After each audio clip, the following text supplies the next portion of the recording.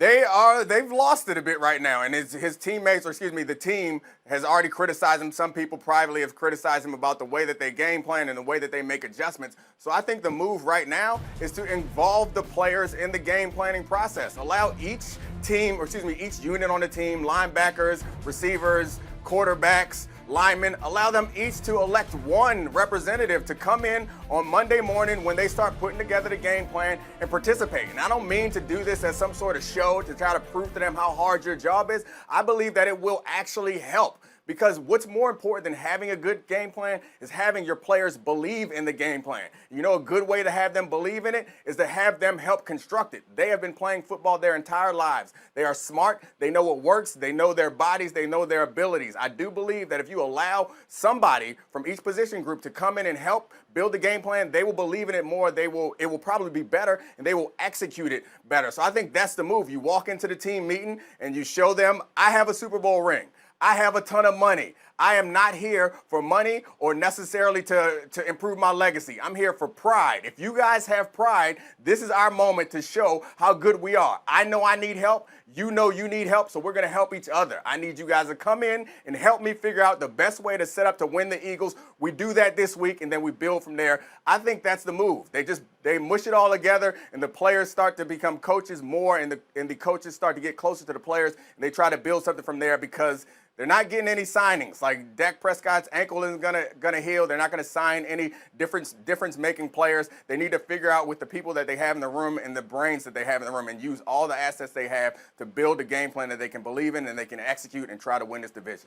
I like it. I mean, look, you're trying to get people who don't appear to be as invested as we're accustomed to seeing to become more invested. David Pollack, I would just ask you in general, when a team is losing like that and the locker room feels like it's a mess like that, what's it like in there? And in your experience, what can solve that problem? Dang, Nick, all I heard was help me, help you. Help me, help you. Good Lord. I mean, listen, when it gets bad, and like that, it's so hard because here's the thing. Players all have confidence too, and when your confidence goes down, you don't play as well. So the non-belief in your coaches, it's hard to get that back, Nick. And we can introduce the help me, help you system, and we can game plan together. But dang, your coach is supposed to do that. Your coach is supposed to know what he's doing. And when you're saying that they don't have answers and they're not teaching us, whew, that's not a good sign. I mean, I see both sides of that. I think at this point, I think I'd be willing to try anything. RC, what would you be willing to try? Listen, you got to do whatever you can to try to fix things there. And, you know, I know Dave is kind of saying, it's hard to build those things, but I think it's a step in the right direction, especially when you're a team that has been called out on both sides. You know, here is Mike McCarthy saying, you know what, I think you should come to me and talk to me about things. And immediately after, no one comes to Andy Dalton's defense, which I believe he was right. He jumps on his team and he talks about how there are things on his team that should be different when he is the leader of those men. And so you bring them in, you talk to them, you try to find a way that they feel invested in what they're doing. But I actually reached out to one of the Dallas Cowboys players I know, and I told him one thing. I said, you are solely responsible for your effort and the things that you can control. And that's what it has to be about in Dallas. Whether it's Mike McCarthy, whether it's any of the players on that team, control your job, do what you're supposed to do, and give 100% effort into the Dallas Cowboys winning, because individually you want to do everything you can to get there. Until this team gets that mindset, they'll be in the place that they are. And Graziano, quickly, I'll come back to you. No help is on the way, right? To Domonique's point at the beginning. There's no expectation that they're making any moves to bring people in between now and Tuesday. If anything, they're clearing some cap space with the Everson Griffin move and maybe another couple moves to come in the next couple of days, because they're trying to bank that cap space so they can carry it forward into next year, because they're going to have to pay the quarterback. Okay, in the meantime, let's go on the clock here as we continue commercial-free till the top of the hour. 45 seconds for each of our analysts to give us some thoughts here. And RC, we're starting with you. Do you believe it was the right decision for Antonio Brown to sign in Tampa Bay? 45 seconds, go. I do. I believe it was the right decision because it was the decision he felt comfortable with. Right now, Antonio Brown needs to be in a place where he feels that he can be himself, and not himself that got in trouble, but somewhere where he's loved, somewhere where he's wanted. And that is with Tom Brady. You heard Lamar Jackson petition for him. Even you heard Russell Wilson, but these aren't guys he felt that same chemistry with or he felt that same synergy with. Tom Brady was willing to let Antonio Brown, even going through all that he was going through, live in his house in order to be a New England Patriot. That's somebody that believes in you. And if you believe in a dude that much, he in turn believes in you. And I think that's why Antonio Brown made that decision. I believe it was made solely because of that. And so that's the right place for him because he feels comfortable being there. They play Monday night. He will not be eligible until after that game, so we see him back on Tuesday. Next up is David. David, what have you made of Justin Herbert's instant success in the National Football League? 45 seconds, go. Besides the fact that I was really, really wrong because I did not think Justin Herbert would do this in the Me NFL, too. but I think you got to look back now to what you saw him in college. He was always 6'5", and he was always 225, and he could always run really fast. He had zero creativity and playmaking in his game. Why? I think he had a defensive coach that said, don't turn the football over, don't make mistakes, don't scramble around, don't play off script. You see Justin Herbert now, dude's playing free, dude's making plays, free rushers coming at him. Dude, I'll just scramble around, chuck this pill down the field. So you just see Justin Herbert. You always saw the physical talent. It was so good, and you were like, I want more. Now in the NFL, they've unlocked that. They've let him do him. They've let him make plays. Hey, listen, Justin, if you make some mistakes, it's all good. We're still going to ride with you. Yeah, that's a really good point. Credit to Mike Tannenbaum, who was trying to say that before the draft, and most of us are making fun of him. All right, Neek, here's your question. What should the Chicago Bears be doing at quarterback? 45 seconds, go. What did I do to deserve this awful, awful question? So I think Ryan earlier said that the Bears remind him of This Is Us. I think he's right, and it's a little bit of a sad situation. But at least with Nick Foles, I feel like there is some upside. So you got to stick with Nick Foles. He's every now and then going to be pretty bad.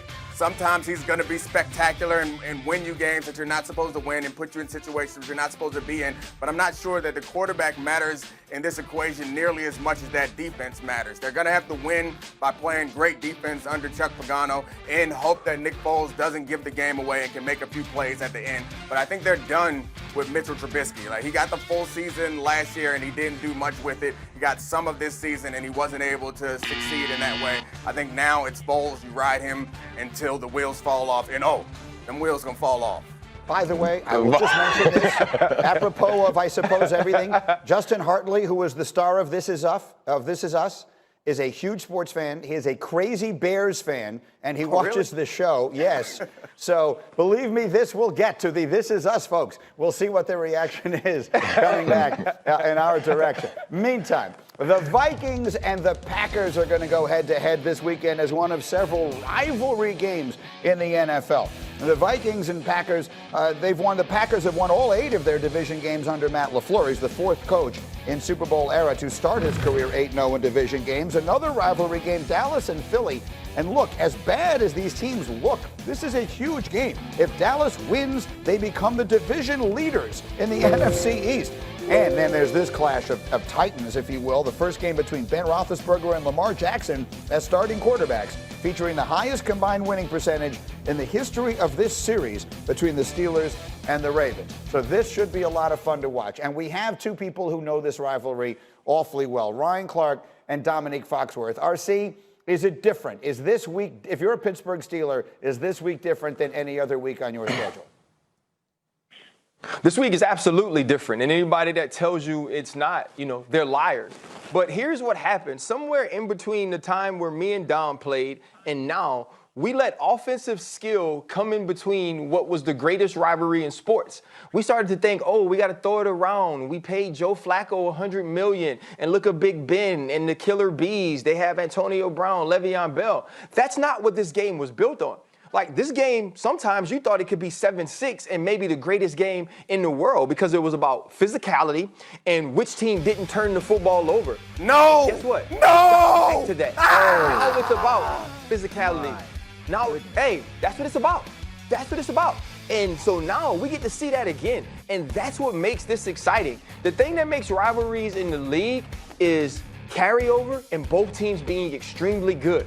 We have a little bit of carryover, but we have two really good, really physical teams, and I can't wait to see some of those Willis McGahee type collisions. Now, Domonique, Mr. 4-3 speed, we tried to find some video of you hitting people like that. We weren't able to, but we did find you making an interception in a Ravens-Steeler game. So what do you think of this, Neek, as you get set to see this game with your old team against the Steelers? Oh, yeah. I mean, I think the rivalry is important. It's one of the few ones in sports that has college-level intensity. Ooh, give me that. And we're off to the races. Somebody gonna catch me. Get out of here with that nonsense. But you got caught. Did you get caught, though? I didn't get caught. No way I got caught. But that touchdown got called back because Suggs, I think, blocked somebody in the back somewhere. The interception stood, but he blocked somebody in the back, but he got so many sacks and I got so many interceptions off of him just putting on pressure, I have to forgive him. But yeah, the rivalry matters because I think the teams have been good for the last decade plus. And so that matters, and they both are like blue-collar towns that pride themselves on outworking everybody and out-physicaling everybody. So it's going to be a fun game. It always is. And it's an extremely important game. And, Dan, we should remind people the scheduling here through, I guess, certainly no fault of their own, works heavily against the Steelers. The Ravens have a bye. The Steelers had to make up their game against the Titans last week. So they just played this physical game, and now the rested Ravens will go up against Pittsburgh this week. Yeah, but Steelers have Mike Tomlin in there, and when he was asked about, the bye getting slid earlier and now they're going to have to play all these games in a row, he looked right in the camera and said, "We do not care." That is his message to his team. They have to obviously overcome what's happened in terms of the schedule. Ryan Clark, were you flagged on that play? Because there's no question in my mind that if that happened today, it would be a flag for helmet to helmet. I was not flagged because that was when men played football, and so they allowed us to do things like that. It had to go there. The record is, even if he was flagged, he wouldn't remember it, so it's neither here nor there. Okay. There. Meantime, Absolutely one more piece not. of business. One more thing before we go. We've joked